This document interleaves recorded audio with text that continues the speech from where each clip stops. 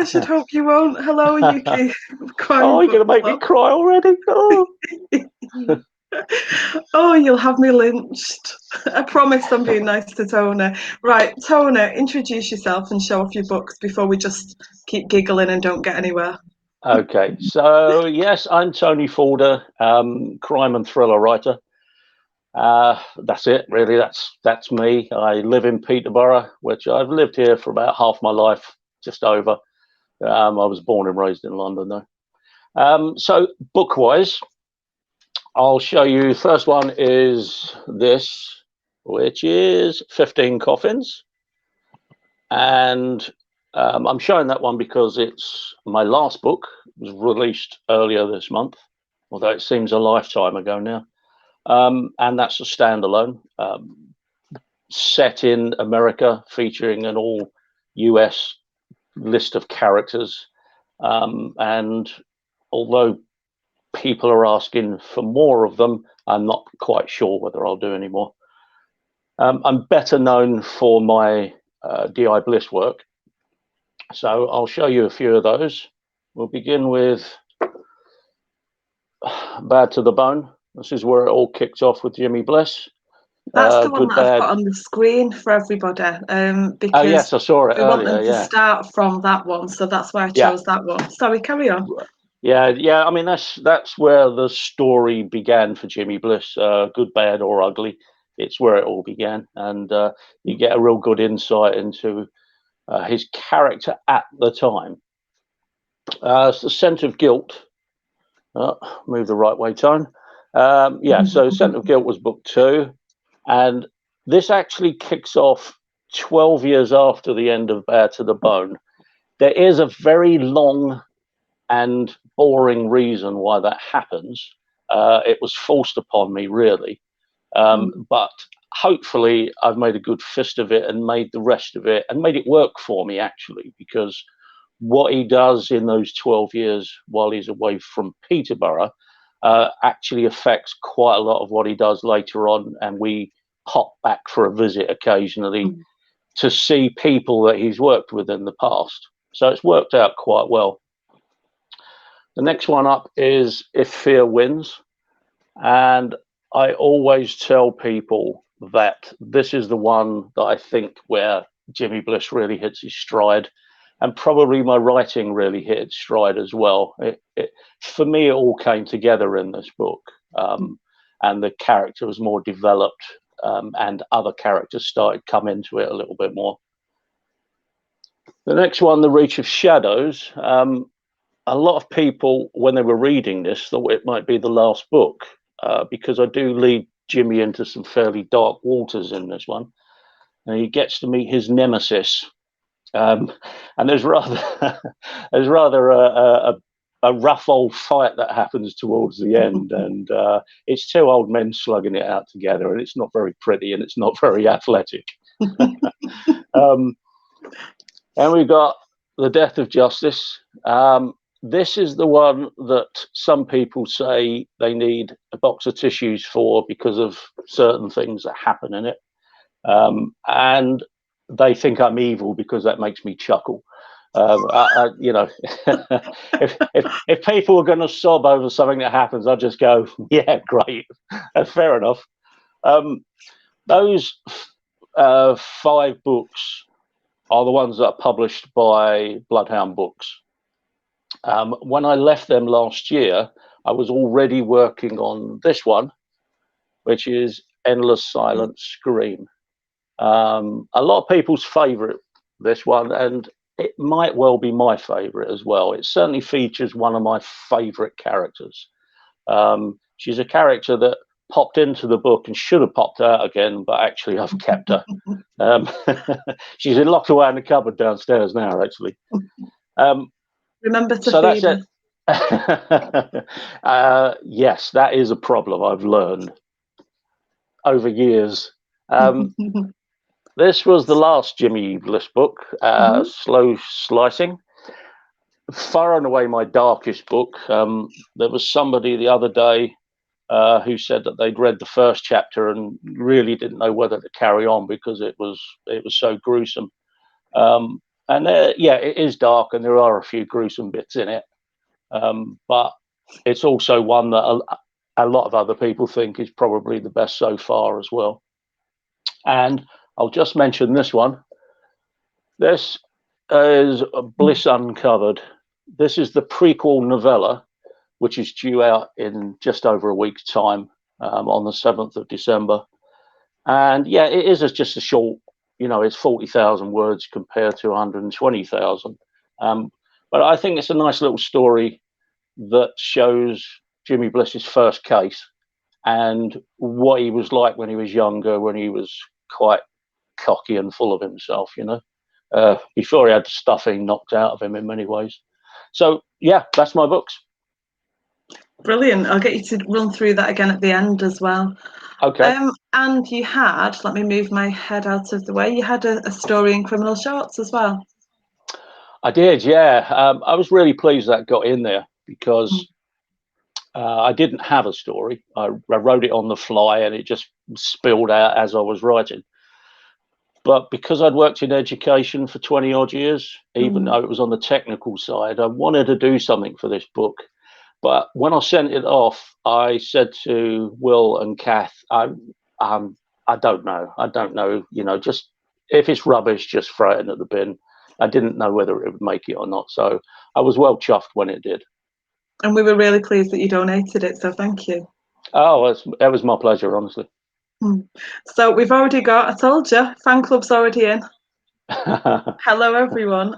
Livia says hi. Donna Moffat says hi. Good evening, Tony. Michael John Sims, never tried any of Tony's books. Maybe I ought to rectify that. And Steve Munoz has said, try the Bliss series. It's really good. So they're already selling for you in the feed. Good. Thank you very much. There's no commission. No, zero commission, just that lovely smile. Zero commission. You're all interns for the night. Emma Johnson says hello. Alex Shaw, hi Alex. Good evening, both. Are you a plotter or a pantser? Oh, I am very much a pantster.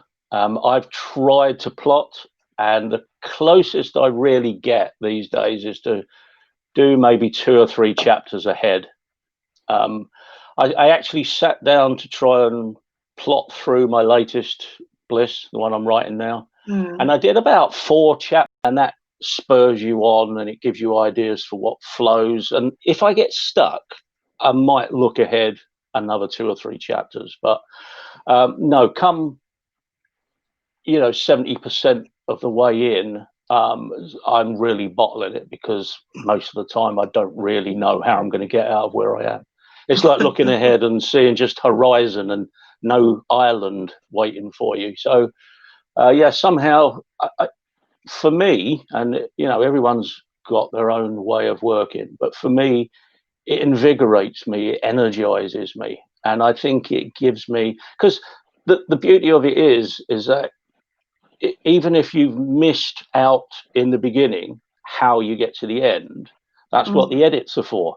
The edits are where you drop in the clues and you drop it, and you steer it a bit more. So if you suddenly go, yeah, that's a great ending, how the hell do I get there? You just got to work through that and then go backwards and work back again. I think there's only one book that I knew from beginning to end, and that was The Death of Justice. It just came to me in one big hit. So even though I didn't plot it, I knew where the beginning was, I knew how to get to the end, and I knew what the ending was going to be. So, sometimes it works, but for me, yeah, it's pantster, I'm afraid. Steve Munoz says, hello, Tony Sam. Good to be here. Jennifer Price says Steve. hi. Hi, everyone. Caroline as well. Donna Moffat knows you so well. Show Donna your drink. Oh yes, okay, there we go. There's the Guinness, Donna. There you go. You've got him pegged completely. Amanda Kelly says she was late. I bet you've not missed much yet. And Joe Singleton. Amanda. Hello, Joe. Hi, everyone. Thank you for tuning in. And Sally Jo Wickett. Hi, both. Well worth a read. Great books. Oh, brilliant. Thank you. So I'm going to ask you, I'm going to get this out of the way because I know a lot of authors are being asked. Go on. COVID, is it in or is it out? You decided. Or is it shake it all about?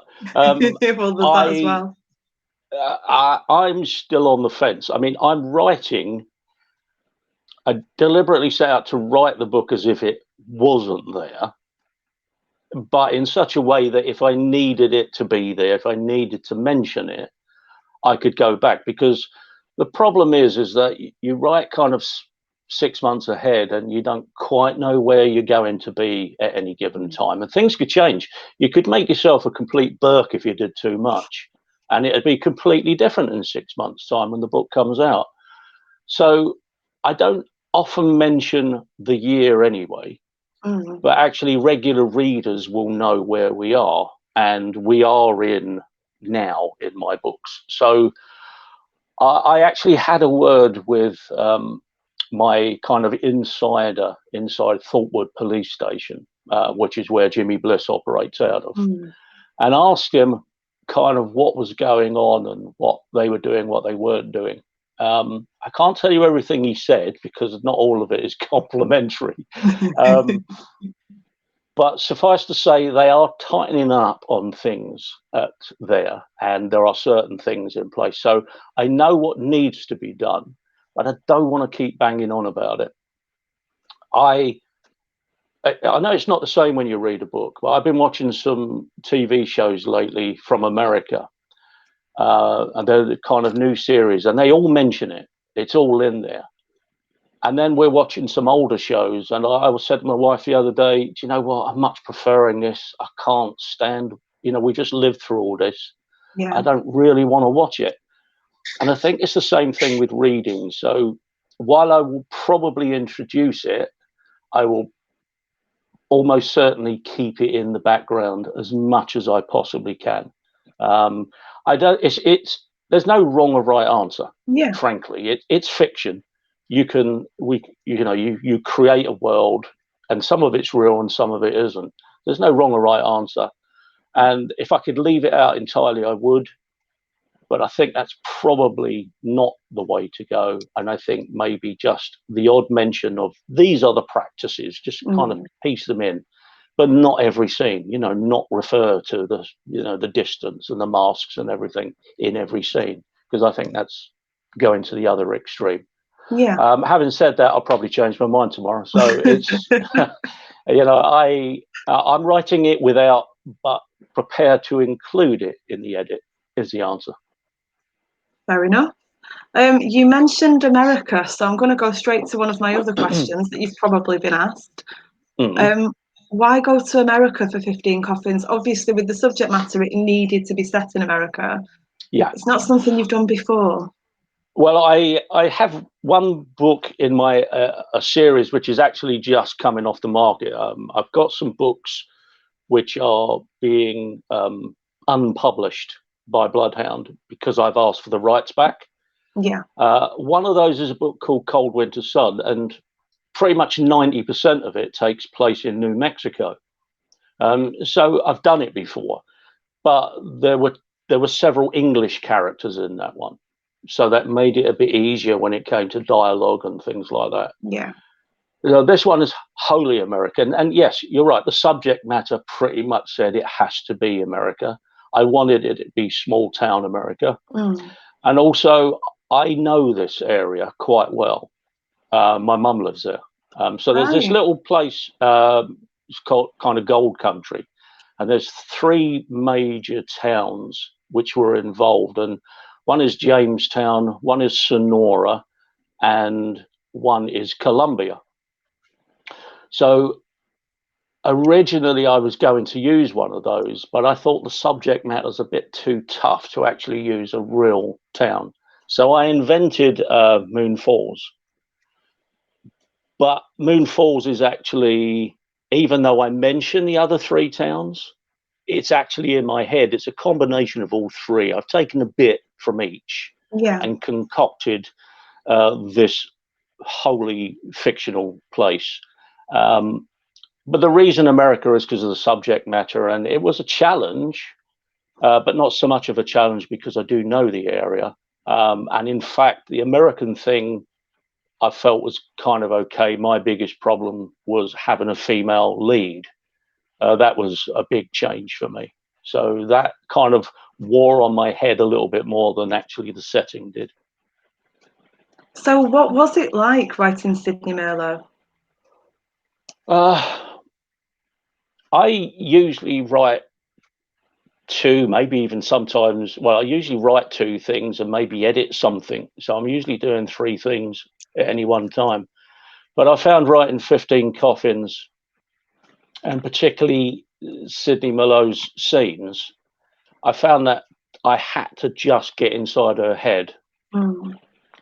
And I had to not write anything else. I just focused on Sydney. So the story, I knew, story could have been written with a male character just as easily. But I want, I like, that's, I won't say it's easy, but it's easier once you've done them. I wanted a bit of a challenge and to stretch myself a bit. And I'd done some, obviously I got Penny Chandler in my Bliss books. So I've done a fairly strong female character before, but not one who had to carry the weight of the whole story and who had so many scenes in the story. So that was different. I won't say I completely enjoyed the experience because I just got so involved in it and shut out everything else, so that's why I'm not so certain whether I would do another one, because it's all encapsulating. It just wrapped me up for the 4 or 5 months I was actually writing it, and I'm not sure I want to do that again. Never say never, of course. I do think a female lead in that one, it would have been completely different with a male, definitely. So yeah, how were you after that compared to when you finished, say, a Bliss book? Were you more exhausted after writing about Sydney and 15 Coffins and such a? I think you write about setting it in a made-up place as well. It's one of those things that you'd have to. Yeah, I mean, I think ultimately it took me all of 30 seconds to decide I had to invent the town. Fortunately, I had the building blocks because I just thought of those 3 towns, and I thought I'll take a piece from each one, the mines from one, the railway tracks from another, the forestry and woodland of another, and piece them all together, and that's my town. What I had to focus on was, of course, both the dialogue, to get the dialogue right, to get the descriptions right, and also to get the feel right, because it's small town America. It's not like big city America, and it's definitely not like big city or small town England. It's very different. I've had one negative comment, really, only so far, from somebody who said they didn't think I got the American part of it right. But I felt I did, and certainly one of your guests tonight, Steve, he was reading it, and he said he thought I'd nailed it, and he lives out there. So I was quite pleased with his comment that he thought I'd kind of nailed small time America, because it's a very different way of life, and it's a very different mindset, and you've also got to get the words right. Even though it was English spelling, you've got to use the right words. So yeah, it was a lot more pressure, and I think I was more exhausted coming out of that book than any other book. Yeah. What did you do to kind of get past that? Sorry, go on, carry on. Well, I didn't really. Actually, I was just going to say, and the question is leading me into the follow-up, I think that left me not really happy with the book. Oh. Yeah, I think I put so much into it that at the end of it, I really didn't want to touch it again. I didn't want to edit it. I didn't want to do anything with it. And I had it knocking around for 18 months before I published it, not knowing what to do with it. I sent it off to a couple of publishers, both of whom really liked the book, but were afraid of the subject matter. Yeah. Which I understood. I chatted with them, and they said, you can't really change the subject matter. There's no way you can write this book any differently. Yeah. And both of them have asked for future books, to look at future books. So they liked the writing, but they didn't like the subject matter. So I just left it. I was not going to publish it. And then a few people had a look at it. One was Kath, your own Kath, Our who had a gorgeous look cat. at it. Yes, and I think it was the first book she'd ever read of mine. And it was only in ARC form, or no, beta form, actually. And her words were great. She enjoyed it, and there were other people like Liz Mystery and Maggie James who had read it and said, you've got to publish it. So in the end, I thought, okay, I will do, because I put too much into it just to leave it sitting, as a file on my computer. And we're certainly glad he did. Well, thank you. TG Campbell says hello. Hi, Tani. Livia asks, so you just touched on this. Livia's asked, is there going to be a follow-up of 15 Coffins? Do you think we could ever convince you to do it? Well, I don't. It's not convincing, really. It's in the time it's going to take me to write that. What else could I be doing? And if 15 Coffins had been massively successful, I think I would have been taken to it a little bit more and sort of said, well, I really have to. But it's done okay. It's actually done better than I thought it would. But I don't know whether it's done well enough for me to sort of say, well, okay, I'm going to devote 6 months of my life to writing another one. I've got to be practical about it. Sometimes you have to lead with your head rather than your heart. And I've got other things I want to do. I've got more Bliss to write, and I'm not saying I wouldn't write another one. I've actually got a second story already scoped out. I've written pieces of it, and I've actually written the first chapter of it, actually. That was way back when. And so it's not as though I never want to touch it again, because by the end of it, I liked Sydney and I liked the book. But I think I just went through a period where it took over my life so much that I just didn't want to go near it again for a long time. I can understand that. We have got so many comments. So we've already touched on what made you decide to set 15 Coffins in the States. That's from Steve. Amanda Kelly says, Degrees of Darkness has to be one of the darkest, most interesting books I've ever read. How did you research the mental state of the main characters? That is a good question, Amanda. It's a great question, especially because Degrees of Darkness was the first book I wrote. And I wrote it, the first draft, a long time ago. I mean, I'm talking probably 25 years ago when I wrote the first draft of that. And it's had many changes since, and I ignored it for a very long time. The mental side of it, because really Degrees of Darkness is mainly about 3 particular characters. And the kind of the psycho in it, if you will. I did a lot of research into the minds of known serial killers. So the people from the FBI, the behavioral science team, there's quite a few books out, and I read them all to try and get into the minds of people and why they became what they are. And although they're all different, there are many similarities between them as well. And most of it obviously goes back to their childhood and how. So getting into the mind of that person was horrible. But, there's a side of you that kind of thinks, I really enjoyed that as well. So I enjoyed being really nasty. I enjoyed being a psychopath for just a little while. It's hard because it's a horrible subject matter at times, and that book is a horrible subject matter. But I really enjoyed playing that role of the psychopath, but I also enjoyed getting away from him as well. Good that you had the option to walk away, otherwise we would be backing away slowly. Yeah, exactly. I often say that if I hadn't written the book, I probably might have actually become a serial killer. So it's just as well. Keep buying the books, people. It's to keep us all safe. Exactly. Buy more, in fact.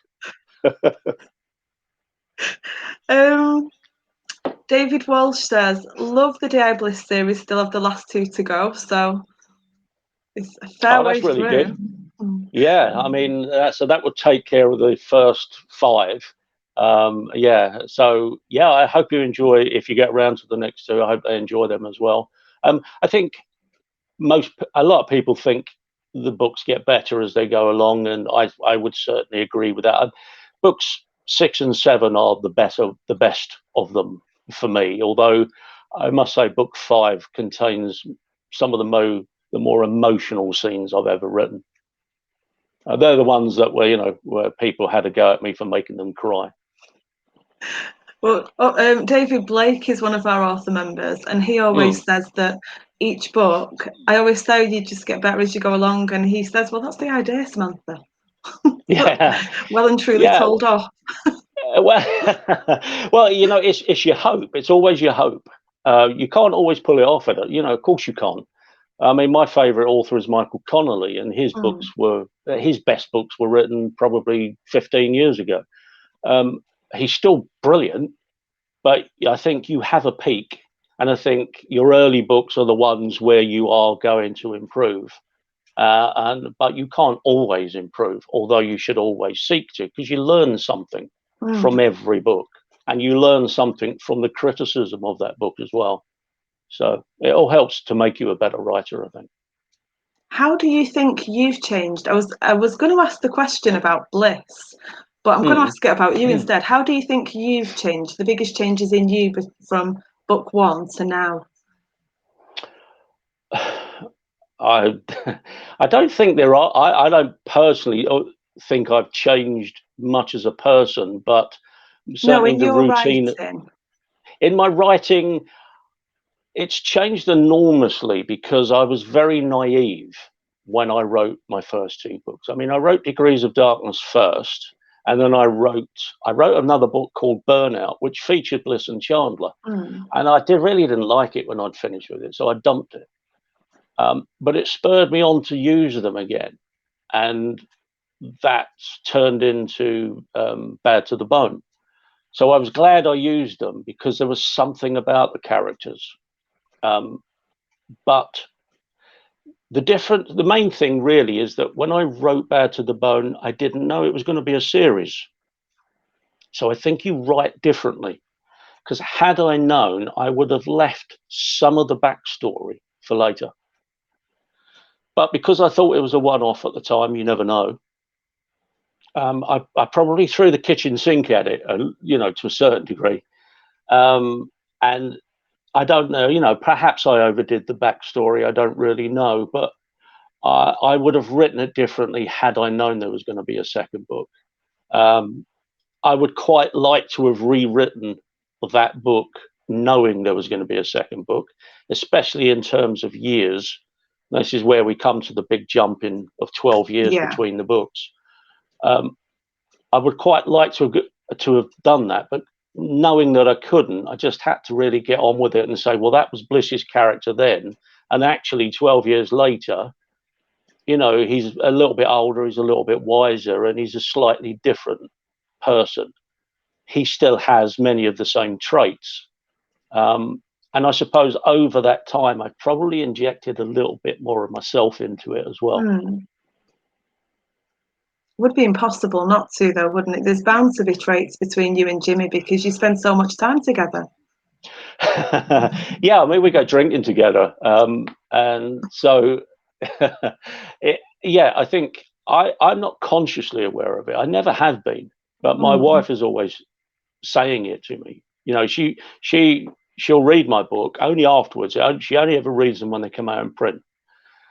And she'll be sitting there and she'll look across me. She says, that's so you, that is. That's sarcasm. That's so you. I said, I could hear you making that comment. You're bloody awful, So, I always say the bad side of Jimmy is me. The good side of Jimmy is someone I made up. Joe Singleton wants to know. Oh, in fact, I've missed Steve. Inspiration for Sydney Merlo. Oh, I hate to say this, but I didn't have one. I'm sure. Sorry if that shatters any illusions, Steve. Sydney Merlo, I wanted her obviously to have strengths, and one of her strengths was she'd been a cop. She was an FBI agent, so she had to have a certain amount of strength to be in that position. But I wanted to put her in an extremely vulnerable position at an extremely vulnerable time in her life. So I wanted to take away some of her strengths, if you know what I mean. I didn't want her to be this big ferocious FBI agent with steam into it. I wanted her to have a little bit of doubt, to question herself all the time. And I never really visualize any character. I visualize them in my head, but I don't put a face on them. I tend not to put a face on characters because I tend not to want to be swayed. Because if I think of someone it might be, or think of someone I could base it on, I could use too much of them. Instead, I like the character just to come out. So yeah, I didn't have anything. My one idea about Sydney, as I said, was just to make her vulnerable as a strong woman. And this is neither here nor there, but am I right in thinking that Merlot is a white wine drinker? Have I remembered that right? Well, yeah, you see, occasionally I like to do these tiny little things which amuse me. And I thought, if I'm going to make her enjoy the odd beer and the odd glass of wine, I thought, no, I've got to do it. I just got to make her a white wine drinker instead. I just, juxtapose the name and what she drinks. Just one of my silly little idiosyncrasies as I write. Things, sometimes when you're alone, you have these little chuckles to yourself, and that was one of them. It made me chuckle. So, good. Joe Singleton asks, do you have a strict writing routine, or is it a case of when inspiration comes to you that you write? When I'm writing, I have a routine. It's different when I'm editing. But if I'm writing, it's been a little bit difficult lately for various reasons, various things. We all have different things going on in our lives. Course, yeah. So I haven't written as much as I'd like to. I'm probably about a month behind my own set schedule for the new book. But otherwise, yes, I do. I'm usually sitting down at my machine by about 8:30. I have a room to go to, so I don't just, write on my lap or anything. So I treat it as going to work. I'm going upstairs into the office. I sit down at my machine. I have a break for lunch. I might have a cup of tea in the afternoon before my wife goes out to work with her. And then I work again for a couple of hours. So something, 9 to 5 virtually, 5 days a week. That's when I'm writing. When I'm editing, I tend to do fewer hours because I want to edit properly. I think when you're editing, you tend to scan sometimes. So instead of reading it word for word, sentence for sentence, your mind tends to drift and you start scanning. At that point, I know I need to pull away and come back to it the next day. Yeah. So, when I'm writing, I do have a strict routine, and I am more disciplined than I imagined I would be. Jennifer Price said, if your publishers think you should take something out of your book, would you dig your heels in and insist that it stays? Some good questions tonight. Yeah, well, I have done. I mean, I'm not with a publisher at the moment because I left Bloodhound. I'm thinking I've got a new series in mind, which I'm thinking of offering to a publisher. But yes, I have done. I mean, I've crossed swords with editors before. I mean, I think that's, and a publisher. I think you have to. I don't think you can just accept that they always know best, just because they're your publisher or your editor. And it depends what it is, because you can give ground if it's meaningless. So you pick your battles. You pick your battles. That's exactly it. You don't want to be a pain in their ass for the sake of it. But if they, definitely. I mean, if I would do it again in a heartbeat, but I've done it before where someone said, well, I really think you ought to do this. It's why I'm self-published now, is because my publisher wanted me to drop Bliss. And I was adamant that there was still a future. So for Bliss. Yeah. So I wanted to carry on, and so that's probably one of the big reasons why I left them. But certainly you've got to stand up for what you believe in as a writer. But as you rightly say, it's a good statement, is that you must pick your battles. Yeah, you don't want to be a troublemaker. You're telling me you're not a troublemaker, Tony? Not buying it. Well, you don't want to be that much of a troublemaker. Let's put it that way. Talking of making trouble. Sorry about that. You practicing to write a book in Australia, Tony? Can you hear me? Yes, just. Is it plugged in properly? Sorry about that. I forgot. You forgot you were attached. I forgot this thing was there. I was just saying, are you planning to write a book in Australia? He's showing us what you look like upside down. Plus, I've had a few drinks, so that doesn't help really. Well, he says having a drink.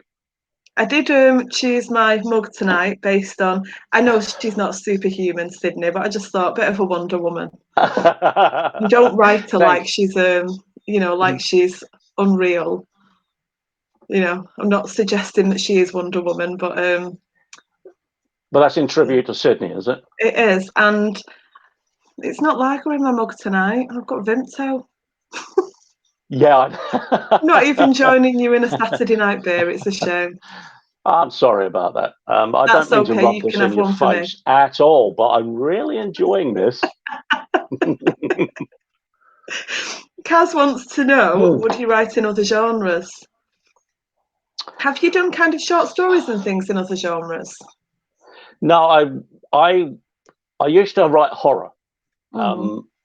So I had, I sold quite a few. I sold a few short stories in the horror genre. But once I crossed over, that was really it for horror with me. And I probably wouldn't write in another genre simply because it would mean taking such a huge risk, and it might mean, in years to come, I might do it. I've often really wanted to write a good spy thriller because I'm a huge fan of John le Carré. And I love his work. I love Smiley's People and all that kind of thing. And I wish I could write a really in-depth spy thriller. But sometimes I think you got to kind of know your limitations. And I don't think it's me. I'd love to write one, but I don't think I've got it in me to write one. I can't believe you're somebody who thinks you've got limitations. I'm very aware of my own limitations, and so I try to work within them. I mean, I always try to improve. I'm my own worst critic, that's for sure, but I think you kind of have to be.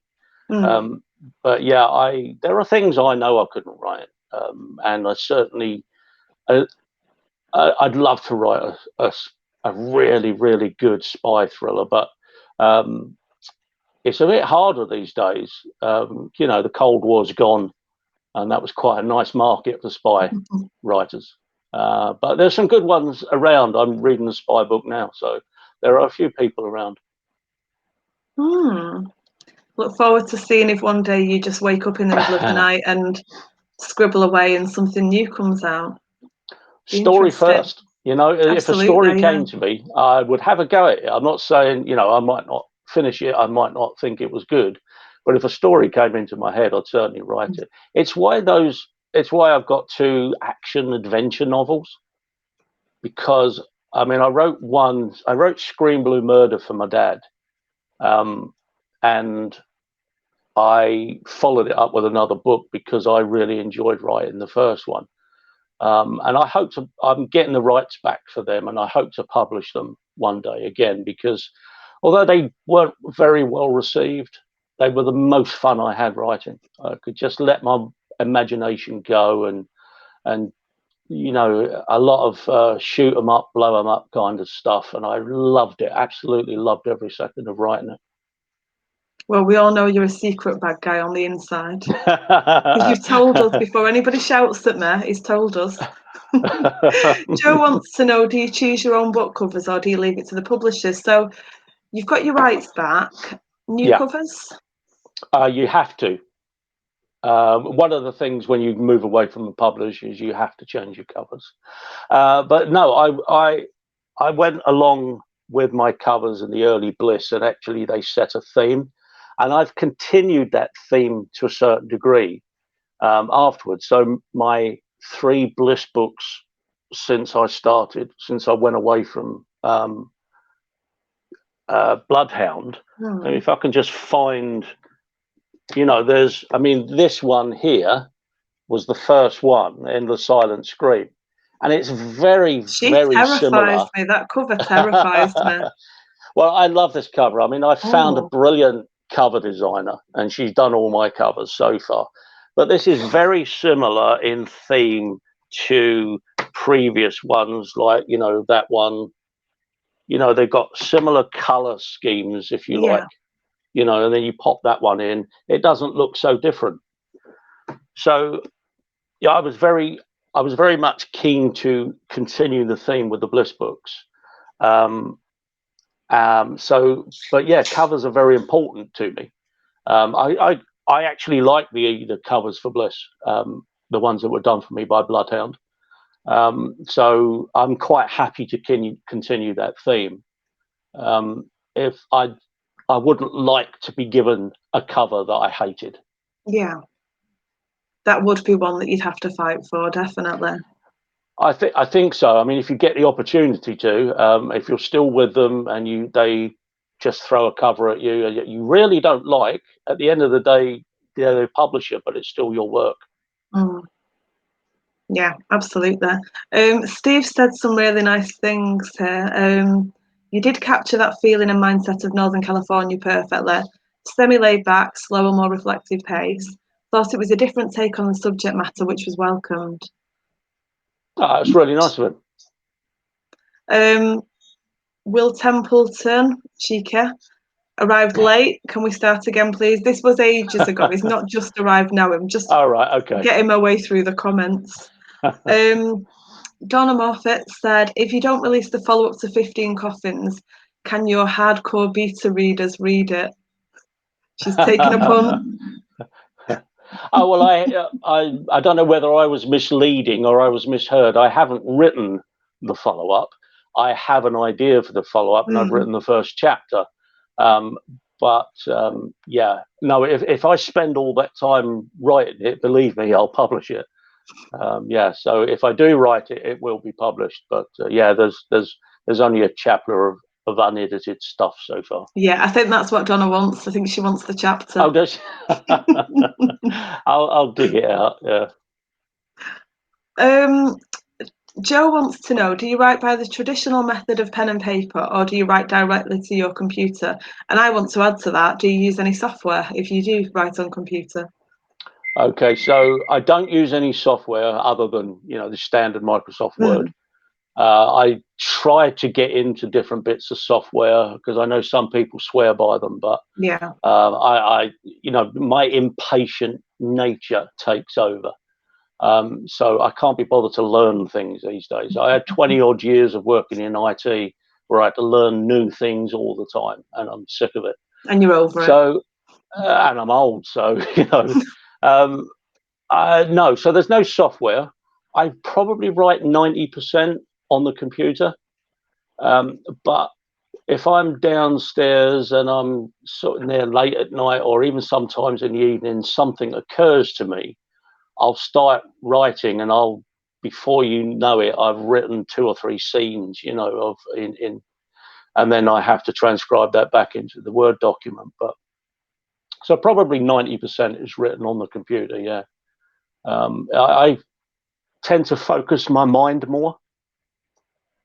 Even though you can edit, and even though you can go back and you can do this, that, and the other, sitting down at a computer focuses me quite nicely. It gets me in the mood. It tells me I'm in writing mode. Yeah, into your routine. Yeah. Steve said one of the best reads this year. I don't know which one we were talking about at the time. I assume 15 Coffins, because that's the one that Steve's referred to the most. Yeah, I mean, I know that he really enjoyed Degrees of Darkness, so it could be one of those two, I think, which is very nice. A nice comment either way. Of course it is. Joe Singleton's asked, do your characters continue to live with you even after you finish writing the book, like imaginary friends? Well, you've got a few permanent imaginary friends. I wouldn't say they're like imaginary friends, as if we hold secret parties together, and I don't have conversations with them, but they certainly live inside my head. I'm so much so that I think a consistent theme in my books is going backwards. So people reappear that might have appeared in earlier books, and I think it's because they do. They stick inside my head, and if I can use them again, I will. So I'm always trying to think of a way of someone I really like putting them back into the story somehow. So yeah, I mean, I won't say I never have conversations with them, but it's rare. And it's not like a permanent running monologue inside you. No, I'm not insane. Not clinically. I've not been diagnosed. David Walsh says he's not sure he's forgiven you for the end of book 5, and he said lol. So Livia wants to know which of your books is the closest to your heart, because I'm not going to let you get into what David Walsh has said because it's too risky. Oh. No spoilers. Okay. No spoilers. No. Well, but I know what he means, because book 5 is the one that I said where people get the Kleenex out, because it is an emotional thing. The story, probably the book closest to my heart is Endless Silent Scream, and that's because of one character, really, which is seen in the first chapter, and that's Molly. As a 15-year-old kid. I mean, the story sparked in my head when I saw a news item about County Lines drug mules. Right, okay. And there was this 15-year-old girl being interviewed. And I mean, you didn't really get to see her or get her personality, but I just thought, what a heartbreaking situation that can be sometimes for them. And it spurred me immediately. As soon as I saw it, I said, I've got to write a book about this. That's going to be my next Bliss book. And I created this character, Molly. And I know it sounds cheesy when you say they kind of worm their way into your heart, but she did. So much so that I couldn't bear to let her go. So yeah, she's a character that really got beneath my skin, because I thought about the people out there who have been through it. And I must tell you this, I had a message from somebody last week who read it and said that they absolutely loved the book, but what they loved most about it was my treatment of Molly, because she'd been through something very similar. And she enjoyed the way that my characters treated Molly and how I treated Molly in the writing. So that little messages like that just make it all worthwhile. That must be just such a brilliant thing. You're just sitting down to work and then an email or a message comes through. It just came out of the blue from somebody I don't know. And when she said that, I just thought, well, that's spot on. It's exactly, if you can touch somebody in that way, then it's brilliant. Going back to these, Donna said, "Great question, Sam." Thanks, Donna. I don't know which one you mean, but I appreciate it. Thank you. Steve says, "Excellent characterization. She came through really strong and vulnerable." So I'm assuming that was when you were talking about Molly, I think. Oh, right. Yeah, I think of all the characters I've created, not the main characters, I think all the other characters I've created, she's my favourite. And I don't really know why that is. I mean, she's a 15-year-old kid, but she's, I think it's her spirit. Mm. Yeah. Mike Raven says, "Hi, guys." Steve Munoz says, "Hi, Mike." Sorry, I'm skirting through things. That's all right. Steve Munoz says, "Drop Bliss?" ? What from the well, yeah, it's some publishers kind of like you to do 3 or 4 book hits and move on, and that's really what Bloodhound wanted me to do with Bliss. I'm not blaming them. I'm not saying they were wrong, but it was a character that I just said, for me there was more in it. Yeah. And I wanted to write more of him, and I put such a lot into it. I wasn't ready to drop it. So yeah, there was no way I was going to give that up. I was always going to write it on my own anyway, if they wouldn't take them. And in the end, I just thought, last year this is what I'm going to write. My next 2 books were going to be Bliss books, so I'll publish them myself. I almost don't want to ask this because I think I'm going to get shouted at, but Kaz likes to ask people if they have an end in sight for their current series.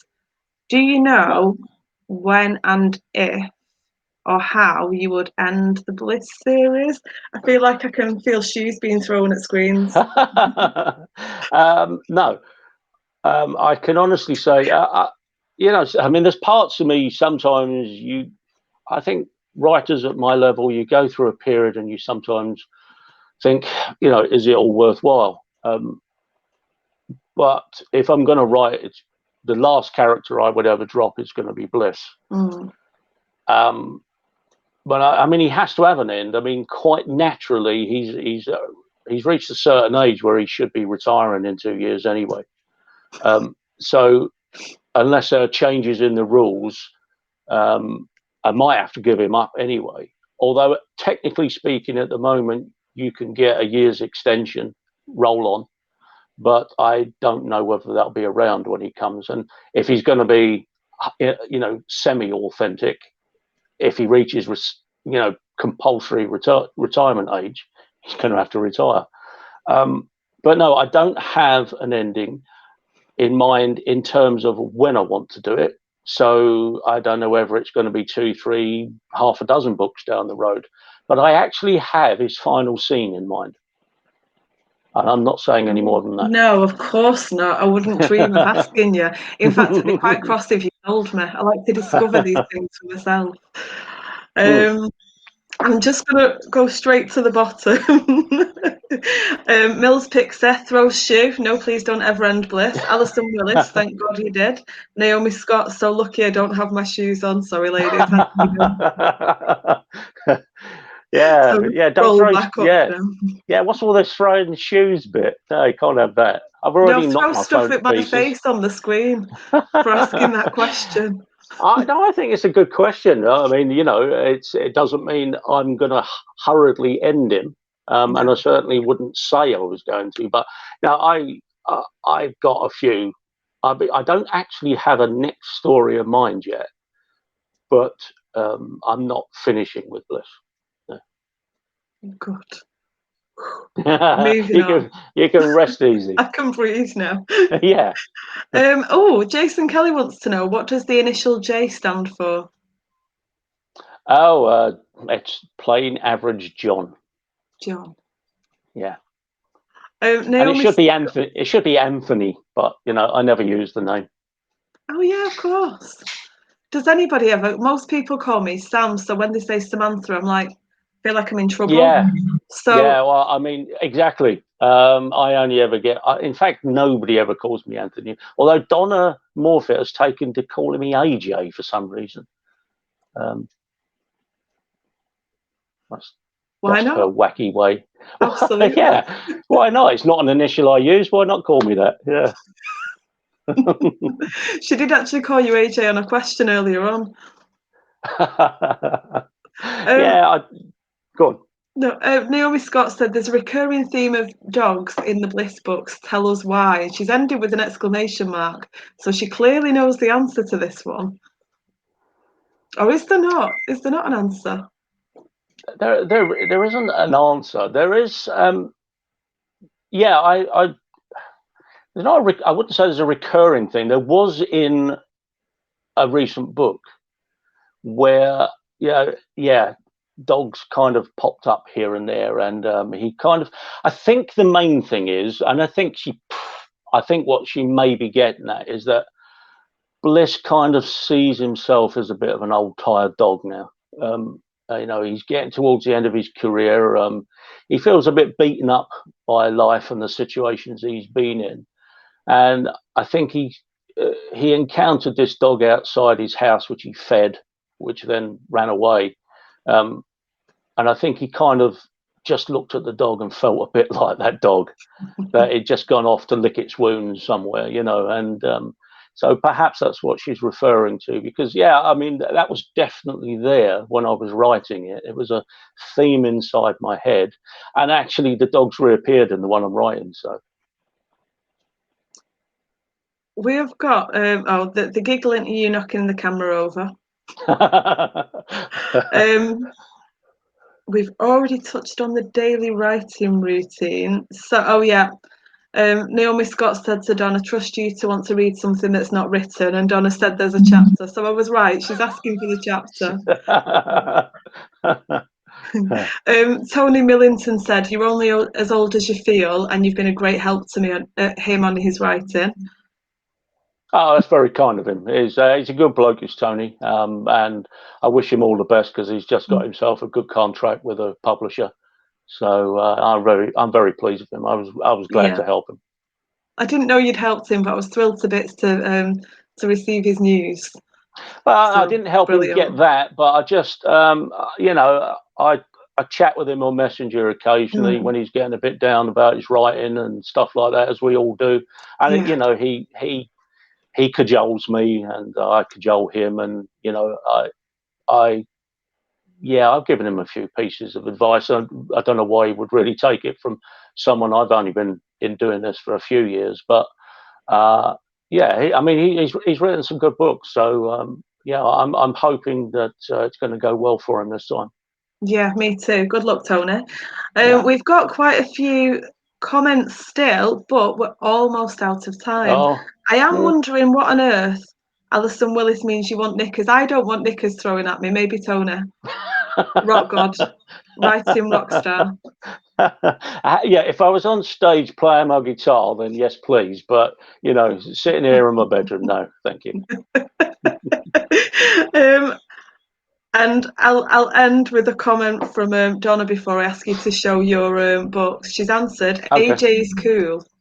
I suppose it is, but it's a bit pretentious of me to call myself AJ. No, each to their own. It's whatever you like. So give us a final show off of your book covers before we end, please. Oh, they're show all the new now. readers what they need to be looking for. Okay, so let's go through once again. 15 Coffins, standalone, set in America, released earlier this month. And then in various order, because I didn't put them back in order, obviously. So here's Bad to the Bone, and that is the first Bliss book. So, it's a good place to start as any. Absolutely. I mean, they are, you can read them individually, but I always like to start there. Let me see if I can just, there we go. Scent of Guilt, number 2. If Fear Wins. You're doing well at this. We'll make a weather girl out of you, yeah. The Reach of Shadows. I'm getting messed up now. The Death of Justice. Hold on. Endless Silent Scream. Nearly there. Blimey. Hadn't realised I'd written so many books. Slow slicing. Bit dark and gruesome, but I like it. And then the new novella, Bliss Uncovered. And when's that out? That's out on the 7th of December. Thank you for asking. Pre-order is available now, as is the paperback. Fantastic. Thank you so much. And you would giggle the whole hour. I've really enjoyed it. Thank you. You've made things very, very pleasant for me. And so thank you, everybody, for your questions. It's been great. Yeah, thank you to all the members who've joined in tonight. And we'll have a good giggle at Tony. We'll continue to remember that oops moment. Because for once, it wasn't me doing something silly, knocking books on my head. So I'm just, if we ever have a bleeper reel, it's going in. The only thing is, not quite sure what it showed when it came off. So I hope it didn't catch the fact that I'm not wearing any trousers. And on that note, thank you very much for joining us. You're very welcome. Thank you.